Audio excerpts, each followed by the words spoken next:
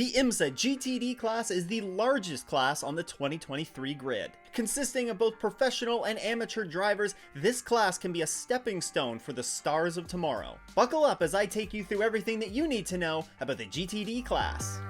GT Daytona, or GTD, is one of two classes on the Imsa grid that features GT3 spec cars. These GT3 cars bear heavy resemblance to their road-going counterparts. However, they are definitely full-on race cars when they come to their performance on track. These cars are designed to be very equal from manufacturer to manufacturer, with a homologation process being done by the FIA. What this means is that car manufacturers, not teams themselves, submit their entry to the FIA to be reviewed and ensure that they meet all of the technical specifications outlined by the sanctioning body. Since all manufacturers need to complete this, the result is that all of the cars on grid, regardless of manufacturer, are incredibly close in terms of performance. However, they are still not perfectly equal. Since the cars do bear a very heavy resemblance to their road-going counterparts, there can be different things from car to car, such as engine size, engine placement, aerodynamic parts, and just overall different handling. All of this results in some cars being faster than other cars when it comes to specific tracks. This is where BOP, or balance of performance, comes into play. This BOP is used to level the playing field and ensure that the cars are as close to one another performance-wise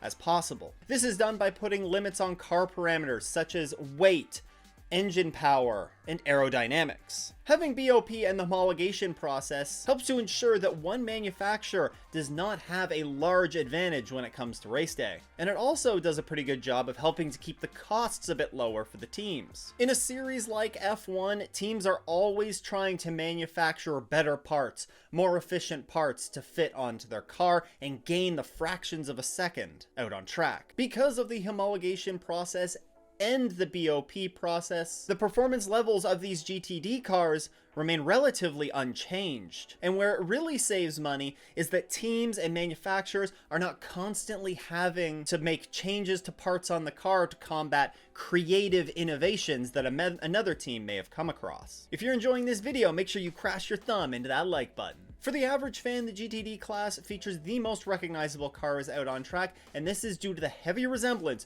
to their road-going counterparts. Should be noted that they are the slowest cars that are on the Imsa grid, but they do feature both ABS and traction control, and this ensures that the cars can be driven safely by both amateur and professional drivers. GTD is what's called a Pro-Am category. This means that it is a mix of both professional and amateur drivers. Imsa rules permit a maximum of one platinum or gold rated driver per car. For the Rolex 24, 2 gold drivers are also permitted, and then the remaining spots are filled out by amateur drivers. I'll give you a very brief explanation on the FIA driver ratings that I'm talking about here. A platinum driver has generally won a championship in a professional category, such as Hypercar in the World Endurance Championship or the DPI class in Imsa. These are the best of the best drivers. The other pro license level is gold drivers, and they are generally winners of a major sports car championship such as GTD in Imsa. Silver drivers have generally won a significant non-professional series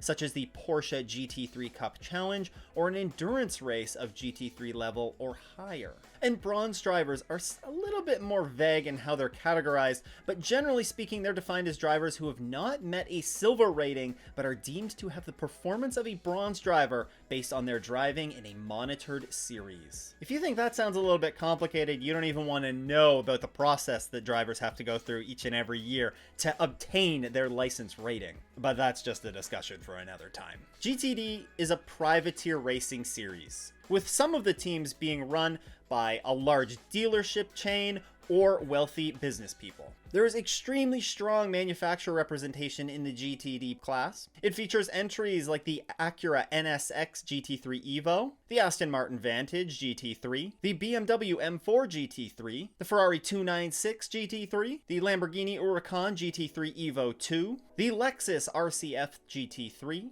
the McLaren 720S, the Mercedes AMG GT3 Evo, and the Type 992 Porsche 911 GT3R. It's fairly easy to spot a GTD car out on track as well. All that you need to look for is the illuminated green number box on the side of the car. GTDs are also pretty well known for having other green colored lighting elsewhere on the car. This can assist in letting other drivers know at nighttime what class car they're coming up on, as well as for spotters and fans in identifying their favorite car. Or I guess in the case of a spotter, the car that you're trying to spot for.